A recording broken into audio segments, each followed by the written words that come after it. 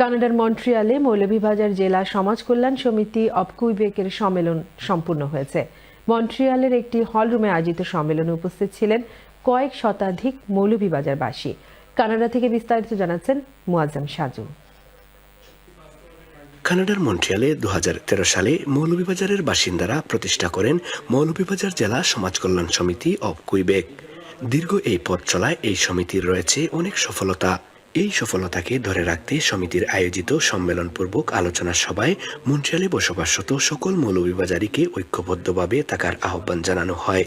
তো চাই আগামী দিনে আমরা সবাই ভেদাভেদ দ্বিধাদ্বন্দ্ব অবসান ঘটিয়ে আমরা সবাই যেন এক মঞ্চে খাড়া হয়ে আমরা আরো সুন্দর নতুন কিছু করতে পারি। আগত অতিথিরা মৌলভীবাজার সমিতির প্রশংসা করে বলেন, মন্ট্রিয়ালের বৃহৎ এই সংগঠন দীর্ঘদিন থেকে মানবতার কল্যাণে কাজ করে যাচ্ছে। মৌলভীবাজার এবং গ্রেটার সিলেট আমার জীবনের প্রতিটি রন্ধে রন্ধে আছে এবং তাদেরকে নিয়ে কিন্তু আমি আছি। আলোচনা সভা শেষে নতুন কমিটির 2টি পদের নাম ঘোষণা করেন সম্মেলন পরিচালনা কমিটির আহ্বায়ক আব্দুল গনি স্যার। নতুন কমিটির সভাপতির দায়িত্ব পান গোলাম মুতাহির মিয়া এবং সাধারণ সম্পাদক হিসেবে মনোনীত করা হয় অলোক সিংহকে।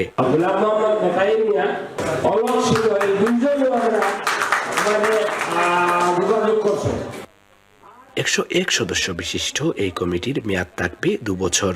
দেশের বিভিন্ন মানবিক কর্মকাণ্ডে কাজ করার অঙ্গীকার এবং সংগঠনকে আরও বেগবান ও গতিশীল করতে কাজ করার পরিকল্পনার কথা জানালেন নতুন দায়িত্বপ্রাপ্ত সভাপতি ও সাধারণ সম্পাদক।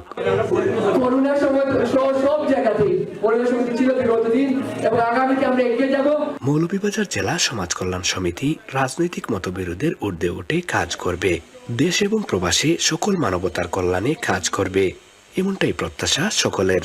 কানাডার মন্ট্রিয়াল থেকে Muazzam Saju, channel S news.